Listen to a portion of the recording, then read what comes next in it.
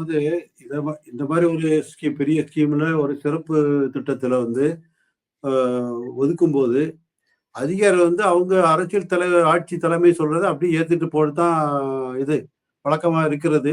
ஒரு சில விஷயங்கள்ல வந்து இப்போ வைரமுத்து மேட்டெல்லாம் வரும்போது அவங்க ஒரு அவங்க சிவமை மேடம் சொன்ன மாதிரி கமெண்ட் எழுதான்னு சொல்லுங்களேன். அவங்க வந்து தனிப்பட்ட முறையில வெறும் ஆட்சி நடத்துவது இது மட்டும்தான் பாக்குறாங்களுடைய ஒரு கவிஞர் அவரு திமுக ஆதரவு கவிஞர், திமுக ஆதரவு எழுத்தாளர், தளபதி இப்படிலாம் ஒரு இதை அவங்க பார்க்கவே மாட்டாங்க. ஆனா ஆட்சியாளர் தலைமை பார்க்கும். எனக்கு ஒரு சம்பவம் ஞாபகம் வருது. எம்ஜிஆர் முதலமைச்சரா இருக்கும்போது நமது இந்திய அணி வந்து ஹாக்கியில வெற்றி பெற்று தங்கப்பதக்கம் வாங்கிட்டு வந்துச்சு. அப்போ ஹாக்கி கேப்டன் பாஸ்கர் அவருக்கு வந்து வீடு கொடுத்த அரசு வீடு அப்பவே ஒதுக்குனாங்க. அப்போ உடனே எதிர்கட்சியில இருந்த அமைச்சர், எதிர்கட்சியில இருந்தவர் அவரு நாஞ்சில் மன்னர் என்ன சொன்னாருன்னா, இந்த மாதிரிலாம் கொடுத்தாச்சுன்னா அரசு கஜானா காலியா போயிடும் அப்படின்னு சொல்லி ஒரு கமெண்ட் கொடுத்தாரு அவரு. இந்த மாதிரி ஒரு இதை கமெண்ட் இப்ப அதிகாரி சொல்றீங்களா அது மாதிரி அவரு எதிர்கட்சியில இருந்து கமெண்ட் கொடுத்தாரு. அவரு பிறகு எளிமையா மாத்தி இருப்பாரு ஒரு விஷயம் இப்படி கொடுத்தாரு.